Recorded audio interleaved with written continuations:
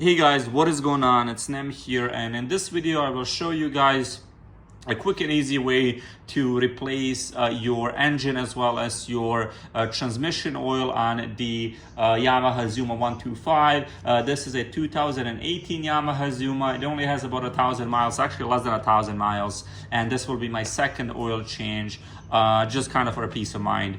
Some basic tools that you'll need is a 12 millimeter socket, a 19 millimeter socket. This is to remove your engine oil strainer, and obviously you'll need some oil. I'll be running Yamaha's own full synthetic Yamalube 10W40 in the engine, and then in the transmission I'm running Royal Purple's Max Cycle High Performance 10W30 oil, which is within the spec for the transmission, and that's the oil that I've been using in my X-Max as well. This is actually the same combination, and it's been flawless.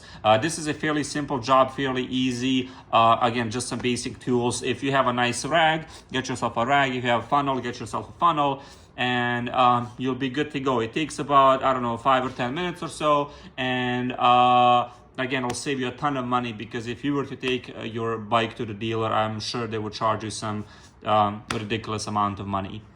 So let's just locate those drain bolts, and then let's get on and do the oil change. So let me just zoom in here to show you guys. The drain bolt for the engine is located here, and then the drain bolt for the transmission, let me just move the camera, will be located right here. I've actually pre-loosened the drain bolts just to make it easier on myself, as well as I also pre-loosened the oil strainer, so I will just undo these by hand. But again, as I've said, you'll use a 12 millimeter socket for the drain bolts, and then a 19 millimeter for the oil strainer, which is located right here at the bottom of the engine. So let me just undo this bolt here. Make sure that your engine oil is warm, so run the bike for a few minutes, and then the oil will flow out much easier and quicker versus if you were to do this with the cold engine. So there we go. The drain bolt does have a like a lock nut, so make sure to not to lose that. The engine takes, I believe, 850 milliliters, and then the transmission only 130 milliliters. So this combo here that I have should last a really long time. So yep, the oil is draining. Oop, got some on the floor, which isn't really good, but whatever.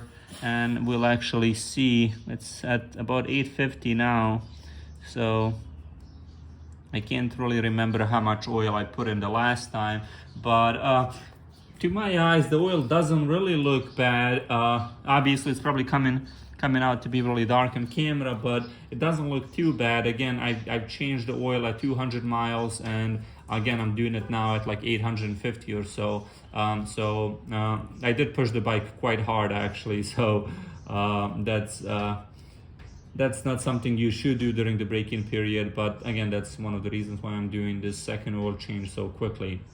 So we'll just let that drain out, and then once that's done draining, I will remove the oil filter or the oil strainer, and then we'll switch on to the transmission as well. So I'll just pause the video now, give it a couple of minutes and to fully drain, and then we'll go on and remove the oil filter, and then we'll do the same thing with the transmission.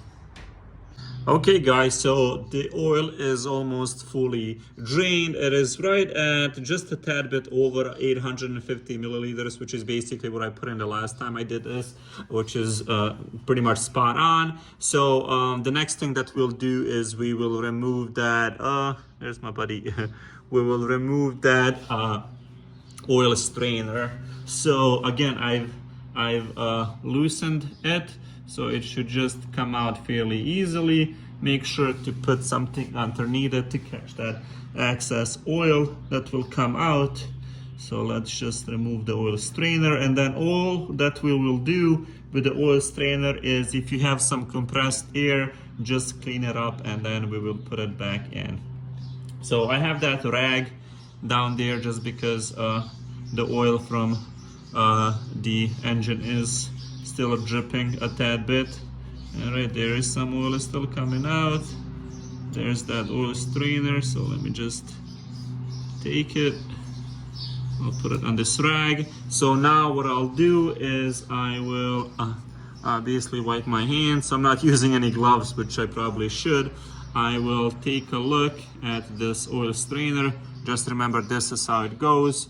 You have your the cap, then you have the spring, and then you have your oil strainer. It doesn't look like there is anything in here. It's fairly clean, which makes sense considering that I did this about 600 miles ago. But nevertheless, I will clean it up and then we will just put it back in. So let me just go and inspect it, and just I guess to show you guys. I don't know if you guys see this on camera, but it's fairly clean. Nevertheless, I'll wipe it off and then put it back in. And then after that is done, I will put in the drain bolt and then the washer. I called it a locking nut, it's actually a washer. And then we will go and drain the transmission oil, and then at the end we will add the oils into both the engine and the transmission. So just give me a second until I clean the cover as well as the oil strainer, and then we will put everything back together. Okay guys, so now that I have the oil strainer fully cleaned, yes, something to note is that there is an O-ring here, which you can replace if you want to. This one looks pretty much brand new, so I'm not going to. Plus, they're kind of difficult to find. I think Yamaha recommends you change those every time you do the oil change. Not really necessary, especially if it looks good. So let's put everything back together, and then now you'll kind of have to push. Obviously, whoop, you will have to push up the oil strainer because of that spring into place, and then at the same time try to screw this cap in place as well, which can be tricky, especially with the camera in my way. So let's see if I can do this left-handed. It's a little tricky. It is a little difficult. So what I'll do is, let me take this out. I will move this excess oil out of the way. Let's do this again. I have the camera literally in my face, or my phone, which just makes this a tad bit trickier. So we'll push in. Let's go counterclockwise, make sure it's nice. Now let's see. Did it catch? Yep, it caught.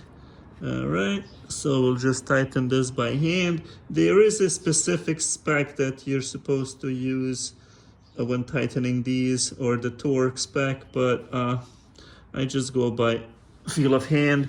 And then I have the drain bolt all nice and clean. I just wipe this off.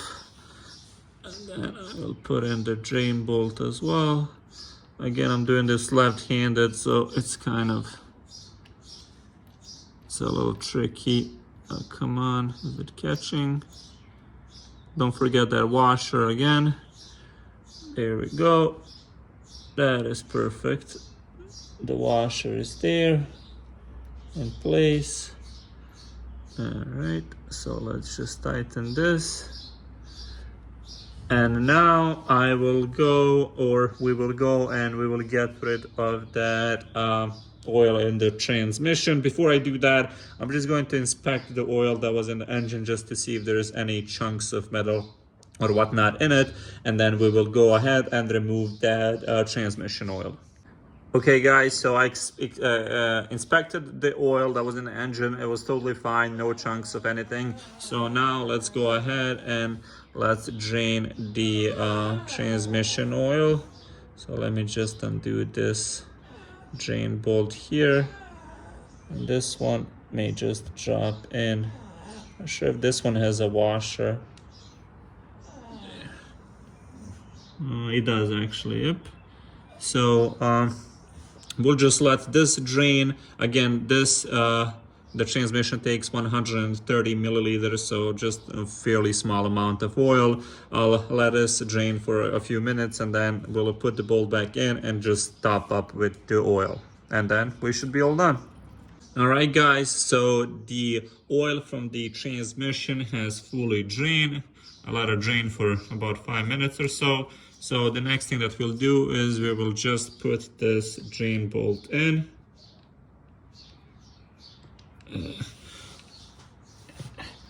It's just a little trickier doing this with the camera in my face.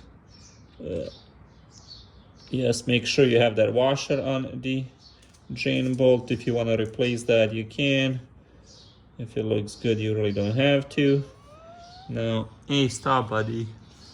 Now that bolt is in. So the next step is basically I will tighten all of these kind of just by hand. You don't have to tighten too much.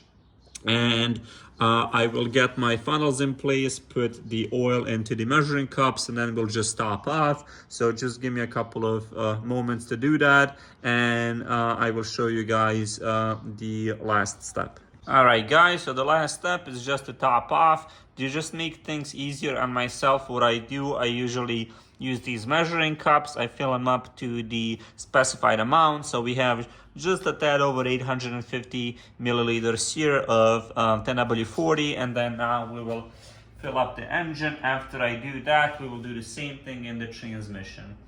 So just do it slowly. Let the oil flow. And then again, once we're done, one thing that we will do is I will run the engine for a few moments just to make sure there are no leaks, and then we should be good to go.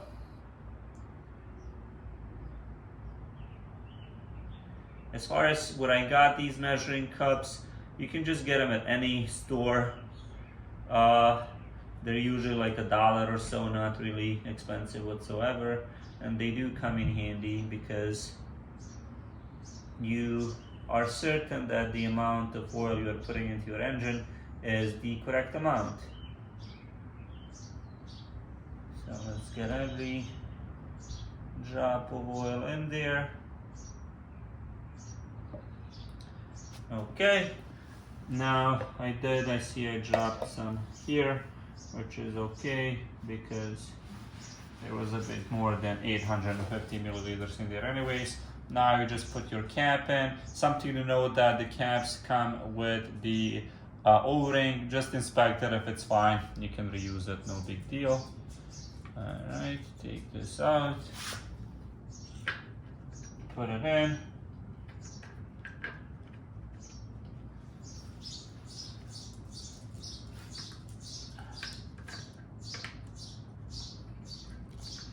There we go. And now we're going to do the same thing just on the transmission side. All right, the last thing to do is get the transmission oil into the transmission. Again, this only takes 130 milliliters, which is a really tiny amount of oil. So if you like to do these changes more frequently, you can, because again, it doesn't take a ton of oil. However, I believe that Yamaha doesn't require you to change the gear oil as frequently as the engine oil. In fact, I think you can change it pretty much every other time. And once that's done training,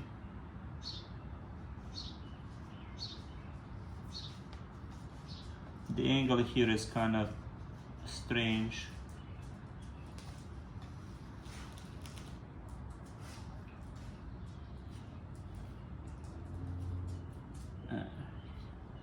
That should be good. And the last thing to do is put the little cap in its place. Make sure that all of the drain bolts and the little filter housing is nice and tight, and you are good to go. So now I'll run the engine, wipe everything off, make sure that there's no oil leaking from anywhere, and that's basically it. Thank you guys so much, hoping this was helpful, and I'll see you in the next one. All right guys, so I don't see anything leaking from anywhere. The bike is running, or has been running, for about 5 minutes or so, which is really good. And I guess the last thing, something that I forgot to mention, is that when the time for an oil change is due, this little oil indicator will come on. So the way to reset that, I believe, is you just hold, I believe you find your oil trip,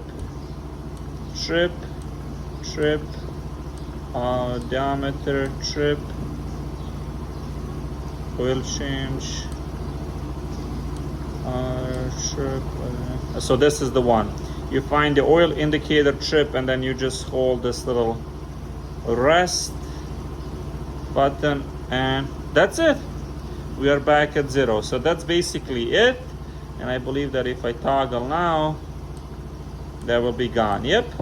So the flashing oil indicator is gone, and we are all done. Again, thank you guys so much, and I'll see you in the next one.